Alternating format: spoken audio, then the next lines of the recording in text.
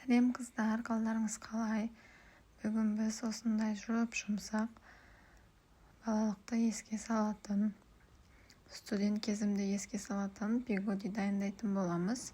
Менімен бірге болып, видеоны соңына дейін қараңыздар. Өте дәмі керемет, жұмсақ болып шығады. Бірінші қамырымызды ашытып аламыз пигодиіміздің. Ол үшін бізге жылы сүт керек болады. Мен бір кесе сүт және бір кесе жылы су қостым. Енді үстіне бір чайный ложка тұз және 3 чайный ложка қант қосамыз. Дрожжи қосамыз және жақсылап тұрып араластыратын боламыз. Жұмыртқаның керегі жоқ бұл қамырға. Сүт қоспасаңыздар да болады. Менде сүт болған соң қоса бердім. Сүтсіз де қамырын жұмсақ дайындасаңыздар керемет үлпілдек болып шығады қамырымыз. Енді ұнымызды салатын боламыз. Ұнымызды 3 порциямен салып шықтым мен. Салып кішкене араластырып, көп салудың қажеті жоқ. Қамырымыз жұмсақ болу керек. Қолға жабысатын болып шығу керек. Осылай салып, 3-ші рет салып, мен енді жұмсақ қамыр иледім. Қамырым өте керемет болып көтеріліп шығады екен, шықты. Неке қамырымыз илеп болып қалғанда жұмсақ қамыр болу керек. Май құйып, үстіне осылай қамырымызды жақсылап илейміз. Қорықпаңыздар, көтеріліп шығады. Ең бастысы қамырды жақсылап илеу керек. Неке осылай илеп болған соң қамырымыз дайын, жұмсақ болып шықты. Енді осын көтерілуге 1-1,5 сағатқа ыстық жерге қойып қоямыз. Май үстіне осылай салафанмен немесе пищевой пленкамен жабып қоямыз. Енді салмасын дайындаймыз. Салмасына мен көбірек капуста пайдаландым. Орамжапырақ және кішкене ет қостым. Сіздер қалауларыңызға қарап көбірек ет қоссаңыздар да болады. Енді мінекей пиязымызды мен 2 пияз қолдандым. Жақсылап майдалап турап аламыз. Менде тартылған ет жоқ еді. Мен етті де турап алдым. Мінекей енді капустамызды турап аламыз. Капустамыз көбірек болса, дәмі сочный болып, күшті болып шығады. Мінекей енді осылай капустамызды майда турайтын боламыз, жұқа етіп. Әрліған салмасын дайындап аламыз. Мен бұл тағамды бұрын білмейтінмін. Біздің үйде бұндай тағам дайындалмайтын. Оқуға түскен кезде, студент кезімізде асханадан жейтін едік. Сосын келін үйімде осындай пигоди дайындайды екен. Енемнің арқасында мен де дайындап үйреніп алдым. Балаларым да қазір сүйіп жейді.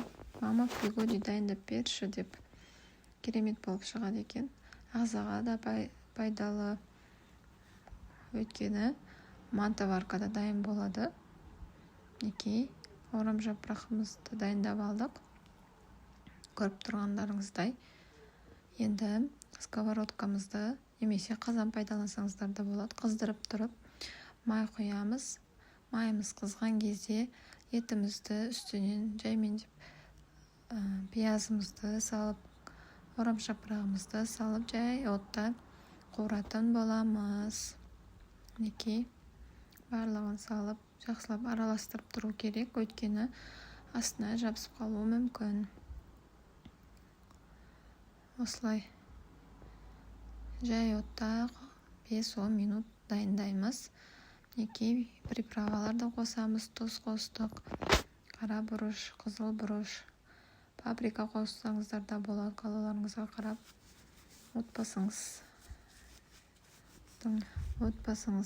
жесе қоссаңыздар болады. Мінекей жай отта қуырылып, осындай пиязымыз, орамжапырағымыз осылай сары түске енген кезде, жақсылап қуырылған кезде осындай 2 ыдысқа салып, салқын жерге қойып қоямыз.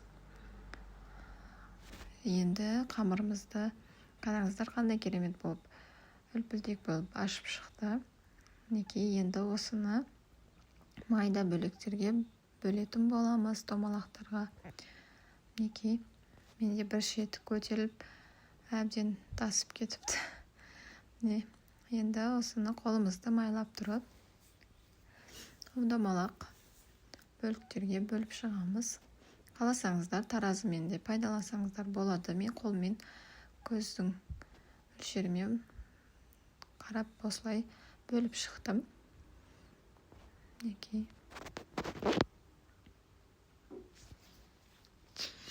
Міне осылай барлығын домалатып болғаннан кейін үстін пеленкамен жабып қоямыз. Сүлгімен жабудың қажеті жоқ, өйткені ол кезде қамырымыз көтерілмей қалады. Осы пеленка жапқаннан кейін тағы 10-15 минут ашытып қоямыз, көтерілу керек. Одан кейін барып осылай әр домалақты осылай форма дайындайтын боламыз. Пирожкиге ұқсатып қамырымызды жайып, ішінен начинкамызды салып, осылай бүгіп шығамыз. Пирожки тәрізді, домалақ тәрізді бүксеңіздер де болады. Енді қалауларыңызға қарап. Мінекей, осылай. Осы кезде мантыварканың астыңғы жағына су қойып, газымызға жағып қойсақ болады. Қайнап тұрса жақсы. Мінекей, тез-тез осылай бүгіп, мантываркамыздың астын бірінші майлап, мантываркамызға теріп шығамыз. Мінекей, дайын болды.